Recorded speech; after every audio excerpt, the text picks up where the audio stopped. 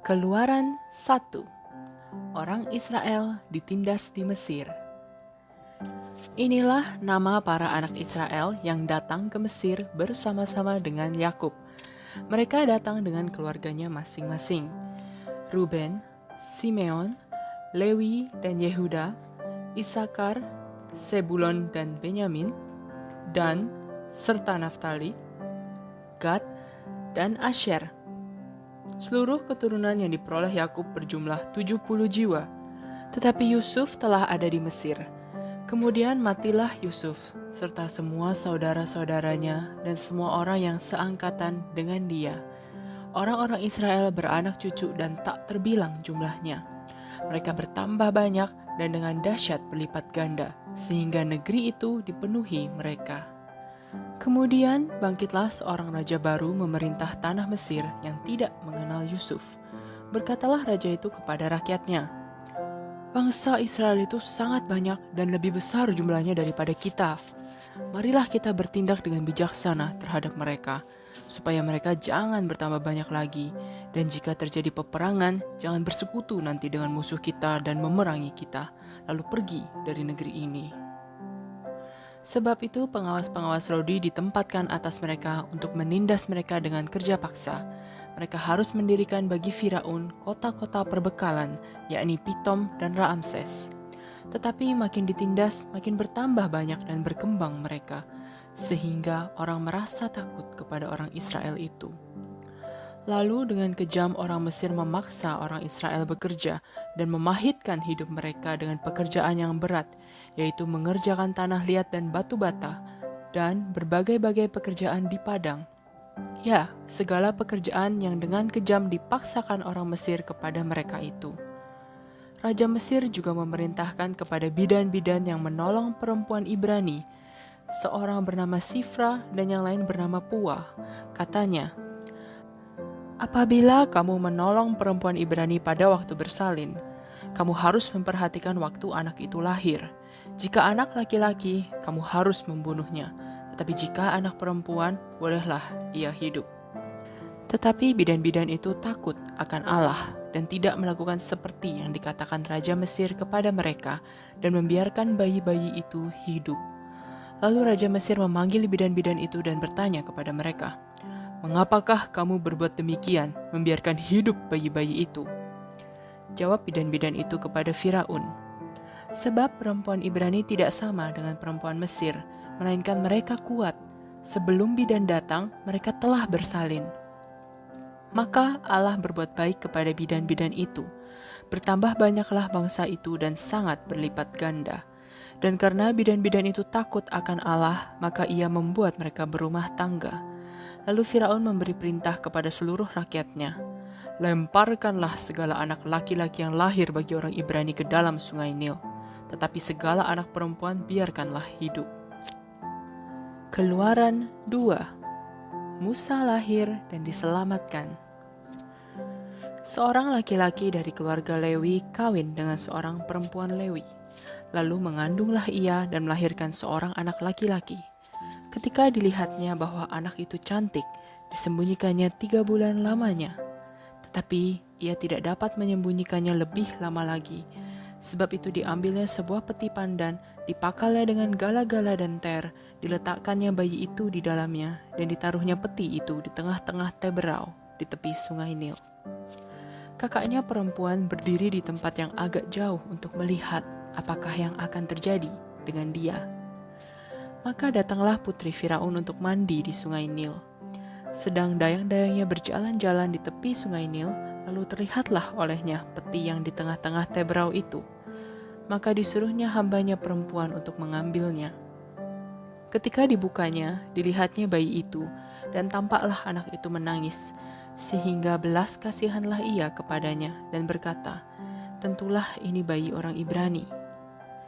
Lalu bertanyalah kakak anak itu kepada putri Firaun, "Akan kupanggilkah bagi tuan putri seorang inang penyusu dari perempuan Ibrani untuk menyusukan bayi itu bagi tuan putri?" Sahut putri Firaun kepadanya, "Baiklah."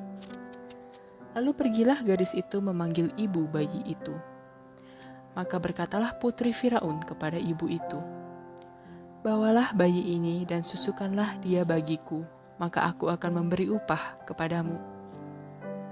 Kemudian perempuan itu mengambil bayi itu dan menyusuinya. Ketika anak itu telah besar, dibawanyalah kepada putri Firaun yang mengangkatnya menjadi anaknya dan menamainya Musa, sebab katanya, "Karena aku telah menariknya dari air." Musa membela bangsanya, ia lari ke tanah Midian. Pada waktu itu, ketika Musa telah dewasa, ia keluar mendapatkan saudara-saudaranya untuk melihat kerja paksa mereka. Lalu dilihatnyalah seorang Mesir memukul seorang Ibrani, seorang dari saudara-saudaranya itu. Ia menoleh ke sana-sini, dan ketika dilihatnya tidak ada orang, dibunuhnya orang Mesir itu, dan disembunyikannya mayatnya dalam pasir. Ketika keesokan harinya ia keluar lagi, didapatinya 2 orang Ibrani tengah berkelahi. Ia bertanya kepada yang bersalah itu, "Mengapa engkau pukul temanmu?"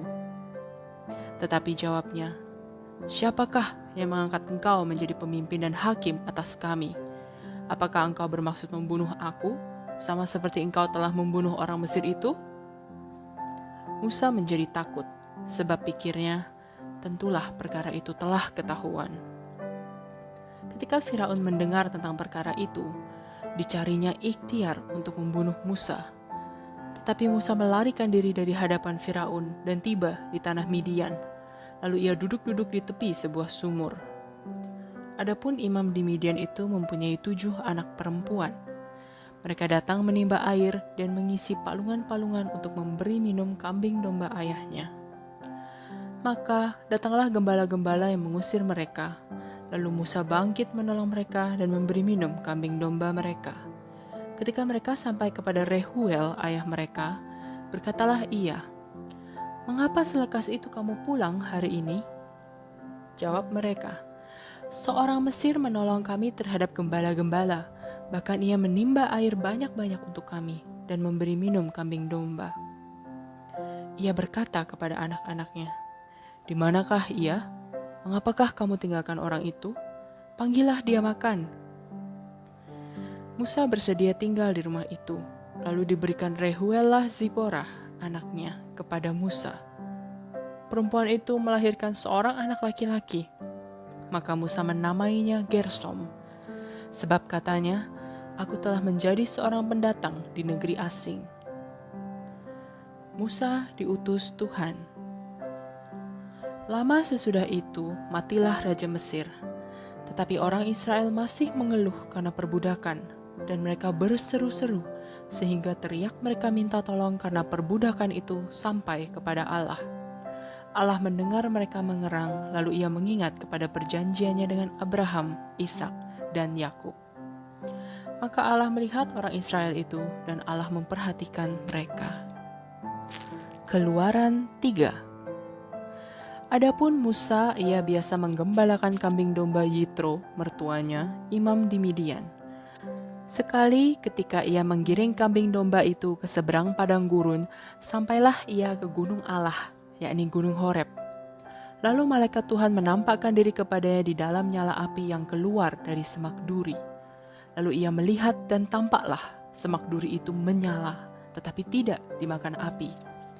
Musa berkata, "Baiklah, aku menyimpang ke sana untuk memeriksa penglihatan yang hebat itu. Mengapakah tidak terbakar semak duri itu?" Ketika dilihat Tuhan bahwa Musa menyimpang untuk memeriksanya, berserulah Allah dari tengah-tengah semak duri itu kepadanya, "Musa, Musa." Dan ia menjawab, "Ya Allah." Lalu ia berfirman, "Janganlah datang dekat-dekat. Tanggalkanlah kasutmu dari kakimu, sebab tempat di mana engkau berdiri itu adalah tanah yang kudus." Lagi ia berfirman, "Akulah Allah ayahmu, Allah Abraham, Allah Ishak, dan Allah Yakub." Lalu Musa menutupi mukanya, sebab ia takut memandang Allah. Dan Tuhan berfirman, "Aku telah memperhatikan dengan sungguh kesengsaraan umatku di tanah Mesir, dan aku telah mendengar seruan mereka yang disebabkan oleh pengerah-pengerah mereka. Ya, aku mengetahui penderitaan mereka. Sebab itu aku telah turun untuk melepaskan mereka dari tangan orang Mesir dan menuntun mereka keluar dari negeri itu ke suatu negeri yang baik dan luas, suatu negeri yang berlimpah-limpah susu dan madunya, ke tempat orang Kanaan, orang Het, orang Amori, orang Feris, orang Hewi, dan orang Yebus. Sekarang seruan orang Israel telah sampai kepadaku, juga telah kulihat betapa kerasnya orang Mesir menindas mereka. Jadi sekarang pergilah, aku mengutus engkau kepada Firaun untuk membawa umatku orang Israel keluar dari Mesir. Tetapi Musa berkata kepada Allah, "Siapakah aku ini? Maka aku yang akan menghadap Firaun dan membawa orang Israel keluar dari Mesir." Lalu firman-Nya, "Bukankah aku akan menyertai engkau? Inilah tanda bagimu bahwa aku yang mengutus engkau. Apabila engkau telah membawa bangsa itu keluar dari Mesir, maka kamu akan beribadah kepada Allah di gunung ini." Lalu Musa berkata kepada Allah, "Tetapi apabila aku mendapatkan orang Israel dan berkata kepada mereka, Allah nenek moyangmu telah mengutus aku kepadamu, dan mereka bertanya kepadaku, bagaimana tentang namanya? Apakah yang harus kujawab kepada mereka?" Firman Allah kepada Musa, "Aku adalah Aku." Lagi firman-Nya, "Beginilah kau katakan kepada orang Israel itu, Akulah Aku, telah mengutus aku kepadamu." Selanjutnya berfirmanlah Allah kepada Musa, "Beginilah kau katakan kepada orang Israel, Tuhan Allah nenek moyangmu, Allah Abraham, Allah Ishak dan Allah Yakub telah mengutus aku kepadamu. Itulah namaku untuk selama-lamanya dan itulah sebutanku turun-temurun.